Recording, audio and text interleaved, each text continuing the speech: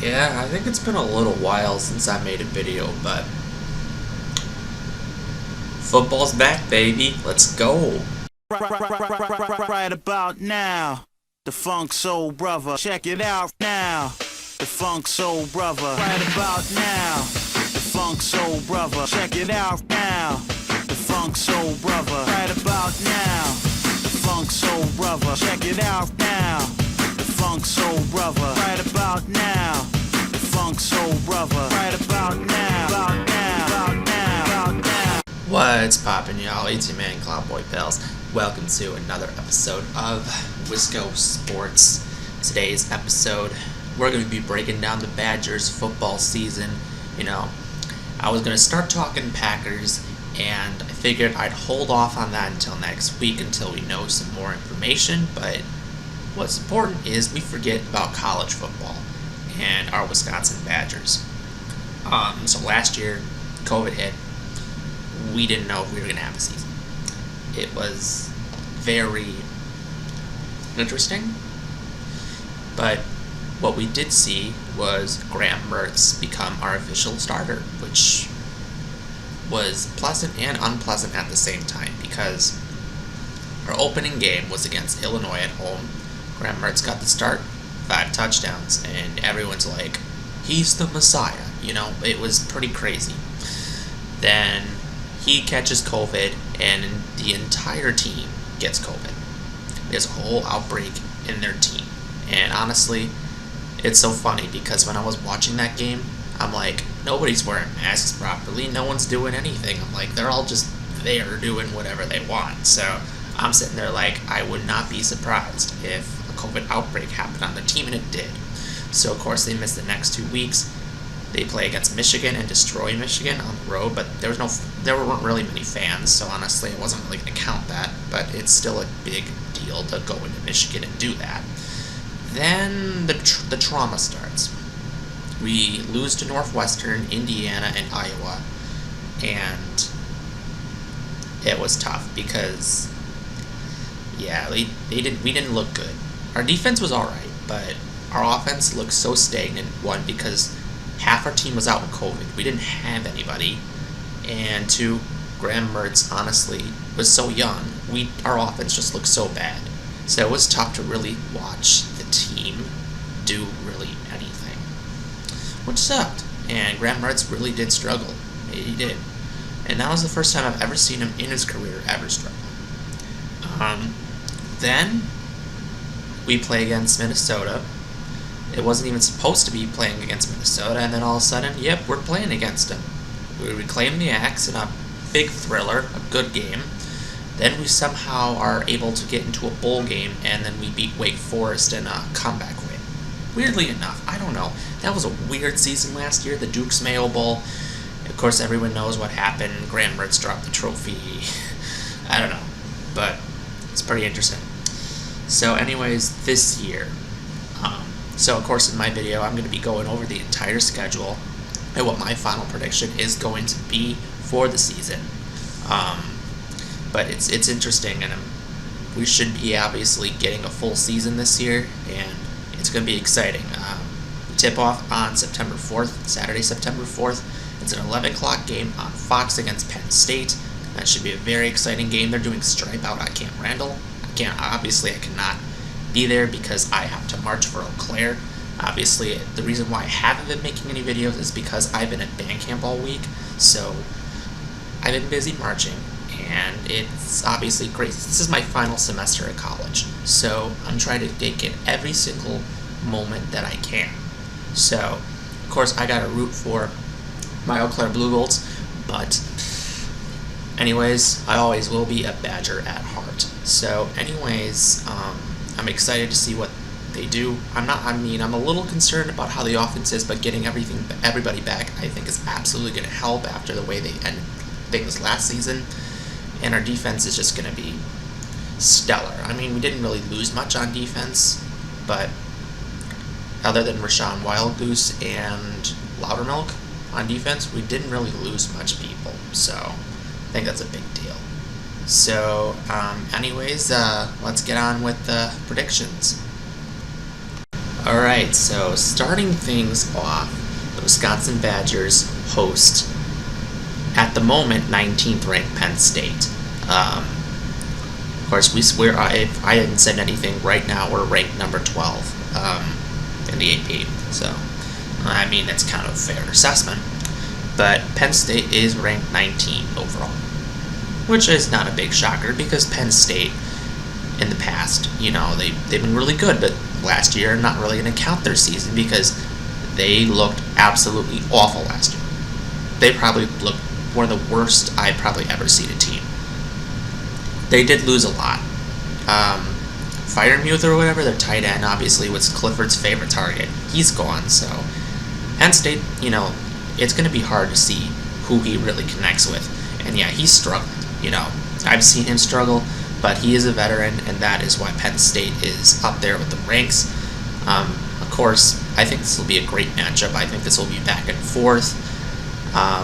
But with the way things are, I'm going to say the Badgers, obviously, because they're at home with this game, they take the dub here because why not? I mean, this is Graham Mertz's time to really shine, and I think he's going to really want to open up this season with a bang.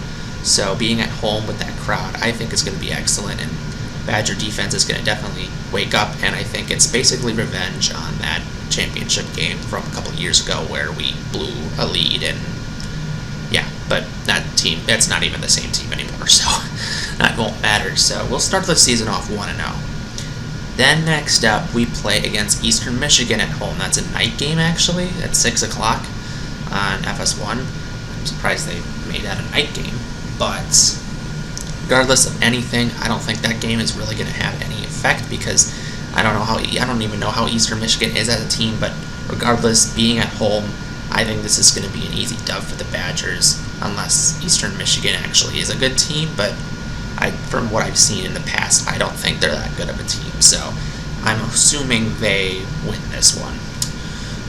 Then they have their bye week, of course. I mean, we just gotta be really selfish about this.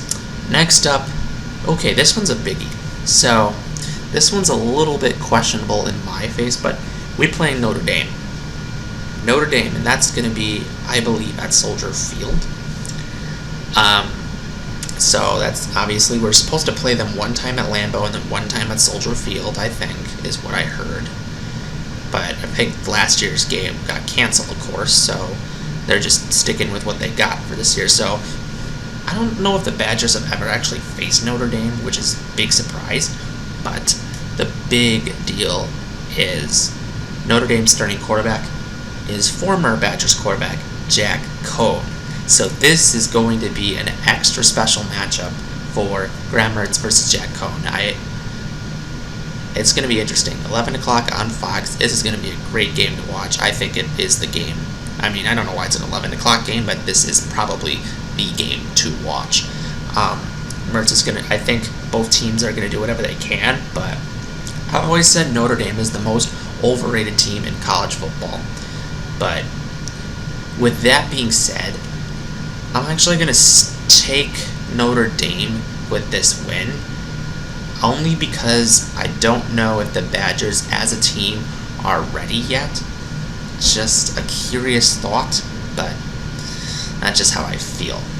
Next week, we host Michigan. As I said last year, Michigan's fallen apart, and I don't even know how what's the dude's name?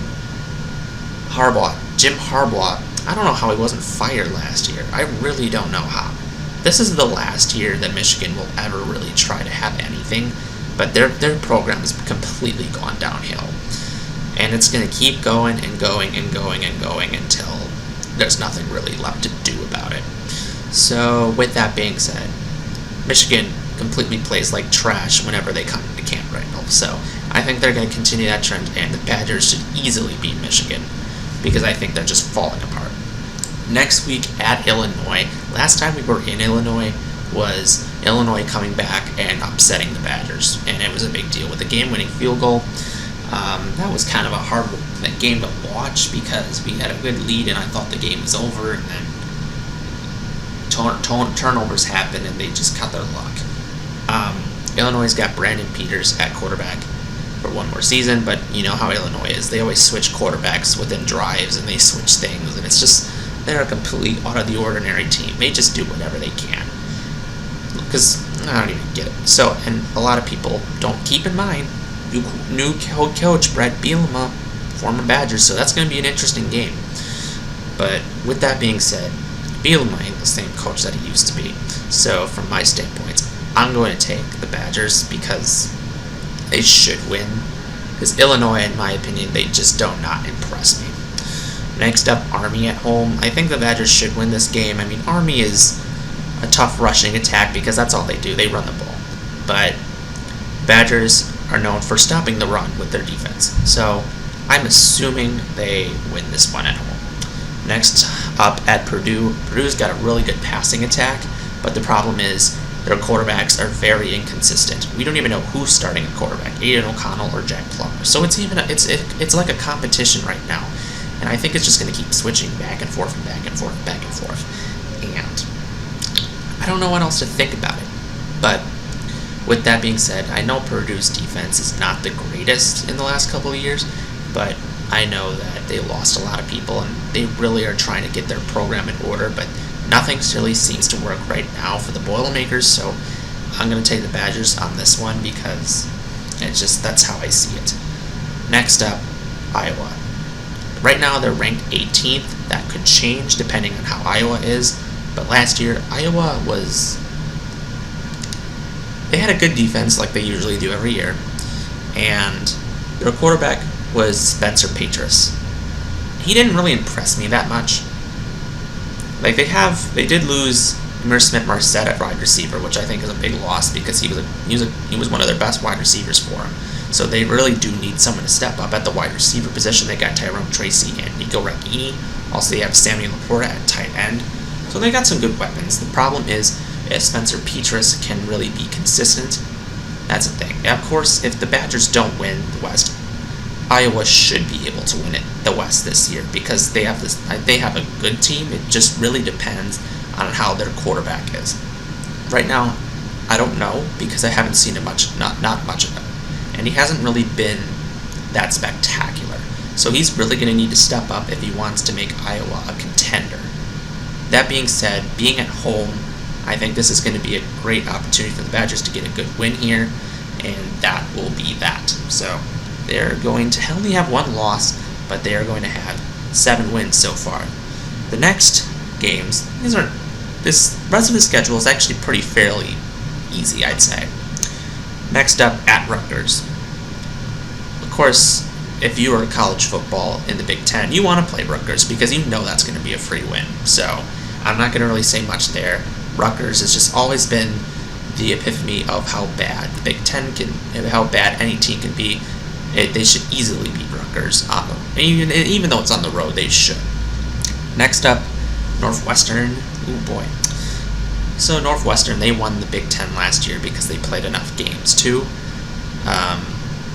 They didn't, but Peyton Ramsey, of course, was a veteran quarterback. Now he's gone. Now I don't even know who their starter is. Is it Hunter Johnson? I think. He was supposed to start 2 years ago, and he just was bad. But I think he has room for improvement.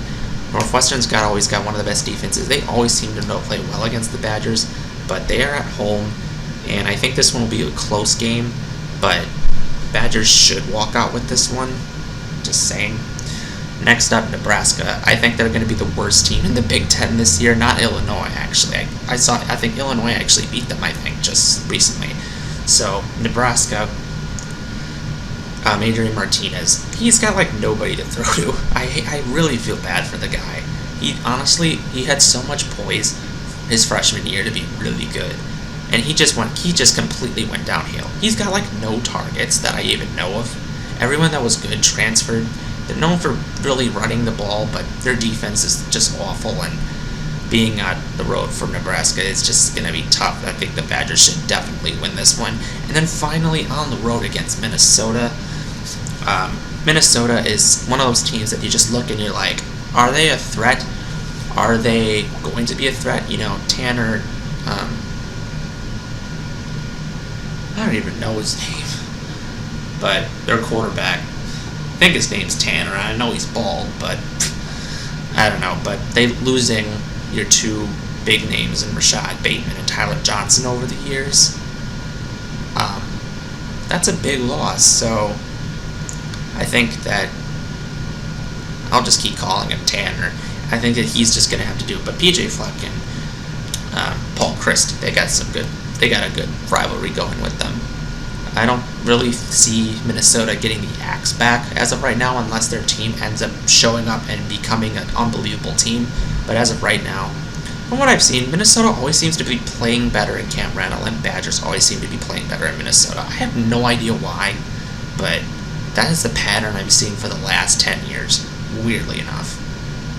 But Badgers seem to keep winning against Minnesota, so I'm going to take the Badgers winning this one. So, with that being said, we should win the West.